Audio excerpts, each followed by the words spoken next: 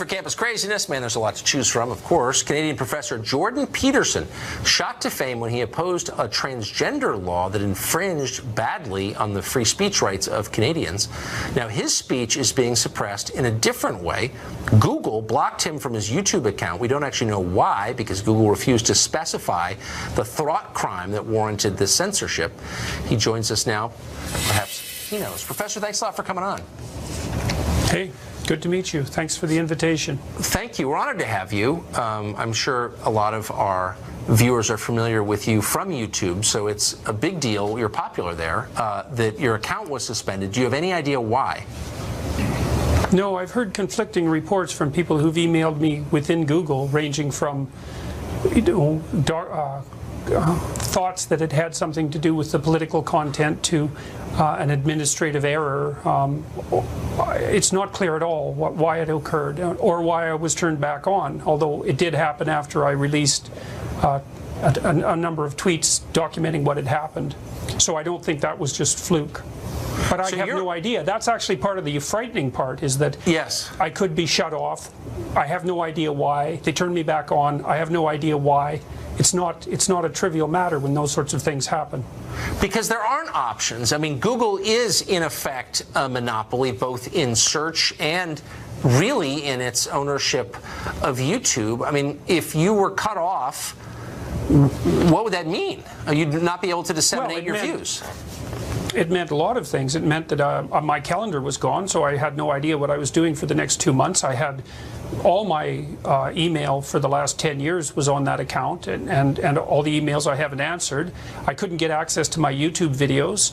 Like, it was a big deal. It was very stressful, and the arbitrariness of it is quite frightening in my estimation, and so it's something for everyone to be aware of. And I mean, partly it's a consequence of this rapid technological revolution. We've turned our communication over to huge corporations, and they're going to make mistakes, and if it was a mistake, well, that's actually fine with me, but it wasn't handled well because I was never informed about what happened or why it was rectified. And so it also raises suspicions, right? I mean, maybe it was just an error, but the fact that things have been happening in such a strange way politically brings up the specter of censorship. And so, well, we know that Google engages in censorship. I mean, Google, by its own admission, and it's obvious if you test it, censors its search results.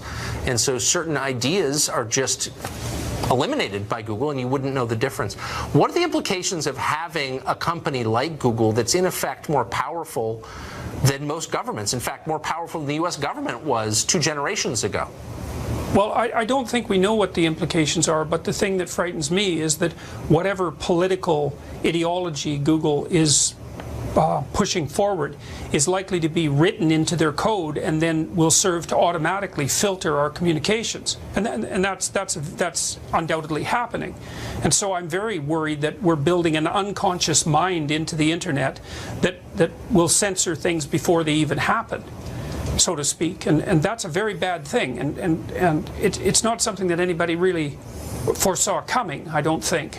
So, but it's not sustainable. I mean, the basic the basic agreement in any society is you can't be more powerful than the government, right? They're more powerful than the government in certain ways. Why would our government stand for that? Well, I'm not sure that the government knows what to do.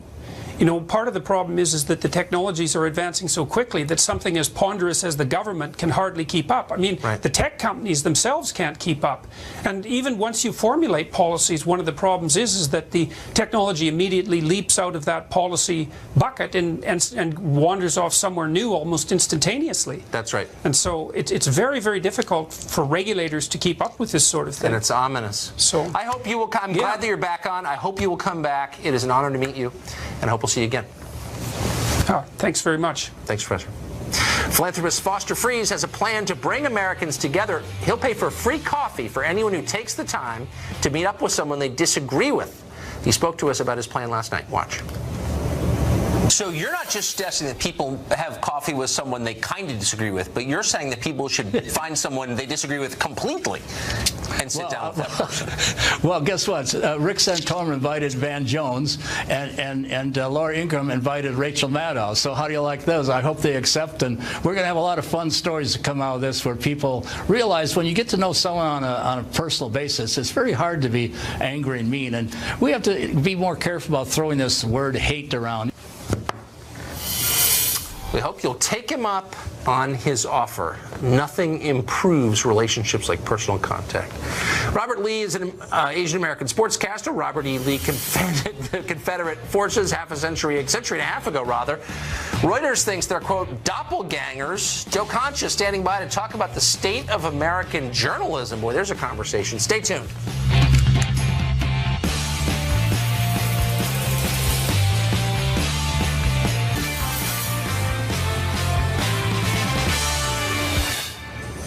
We're only 2 weeks in the NFL preseason. Already many of the league's richest players have gone out of their way to let you know how much they hate your country. On Monday, a dozen members of the Cleveland Browns refused to stand for the national anthem because racism or something.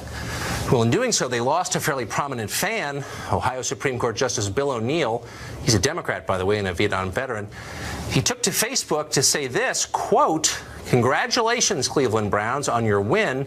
Unfortunately, my season ended last night. I will never attend a sporting event where the draft-dodging millionaire athletes disrespect the veterans who earned the right to be on that field. Shame on you all." Does Justice O'Neill speak for all American football fans? I don't know. Probably many more than Colin Kaepernick does, though. Well, ESPN punished an Asian American announcer named Robert Lee for his name. Reuters referred to left-wing rioters as, quote, peace activists. The New York Times is furious that the Wall Street Journal's editors are demanding fair reporting, and that's just this week in America's press corps. Wow. Too much for a single television segment. We could devote a whole network to that, but the Hill's Joe Concha will always try. He covers this stuff for a living, and he joins us now. Joe, there is a lot going on. Let's start with the peace activists. That's just propaganda. That's not even news reporting, is it? Yeah, peace activists usually don't throw urine bottles at police or rocks or get arrested. And I think once you start causing violence and damage, Tucker, you're no longer a peace activist. You're no longer even a protester. You've become a rioter. So we have to start categorizing these things correctly. But give Reuters credit here. You know, we criticize, but we condemn. An hour after my story went up on the Hill about this, they did send a correction directly to me and also to put it out on Twitter with caps, by the way. We have changed the caption of this photo, which inaccurately characterized the anti-Trump protesters as peace activists. So good job, Reuters, for owning up to it. Well, good for them. So the Robert Lee story, I thought, was one of the great stories ever because, of course, it confirmed exactly what you long suspected, which is a lot of these people are totally insane and irrational. But the coverage of it seemed to kind of downplay it, I thought, the craziness. Well, journalists aren't doing their homework here, Tucker. I did, and I think I could kind of sort of break something on here tonight because it kind of hit me on the way in when I read John Skipper's statement. John Skipper is the president of ESPN. Yeah. And he said part of Lee's decision to agree to be pulled off the game was because he lives in Albany and he'd be able to get home to his family on Saturday evening if he does the game at the University of Pittsburgh. So then I went on this wonderful thing called Google Maps, and I looked at the distance between Pittsburgh and Albany, and that is 480 miles. And then or 460, excuse me. From Charlottesville in Virginia, if he did the game there to get to Albany, it's 480 miles. So you say, well, maybe he could fly. So I called the airport, and they said, well, there are no nonstop flights from Pittsburgh to Albany, nor are there from Charlottesville. So he ain't getting home any faster, whether he does the game in Virginia or Pittsburgh. ESPN's got some explaining to do on that front. They're punishing the guy because his name they think is embarrassing. Like, that's exactly how you shouldn't behave ever with your employees. So what do you make of this story about the New York Times ran a piece about Jerry Baker, who's the editor of the Wall Street Journal, scolding his reporters for not covering the Trump rally straight. He seemed to be scolded by the left for demanding straight news coverage. Yeah, he was saying in straight news reporting that there was too much editorializing going on.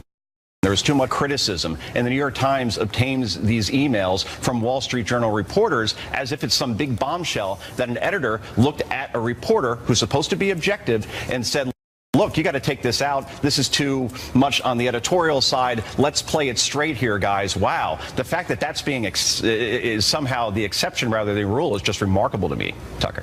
Well, it is remarkable, and what's extra remarkable is you don't see it happening in other papers. I don't think you're seeing any other, and I don't know Gerald Baker, by the way, I've never even met him, so I'm not carrying water for the guy, but I haven't seen any other editors say to their reporters, look, just tell the story, just say what happened, keep your editorializing out. I think that's an unusual thing now. The line between straight news reporting and opinion has been obliterated. You see now anchors, people are supposed to play it straight, now giving their feelings on a particular topic because they think it's good for the country in their mind. And no one wants to know their opinion. They just want the facts. And the fact that Gerard Baker is being criticized for this is, for lack of a better word, deplorable. Really quick, just in 20 seconds, since you're watching TV all day long and reading everything. Well, did the Russia story disappear, or is that my imagination?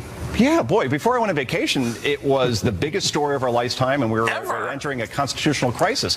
Now, I can't seem to find any coverage on it. It really is quite remarkable, Tucker. It's weird. What a fickle group they are, those journalists. Joe, thanks a lot for joining us tonight. Good as to see always. you. Good to see you.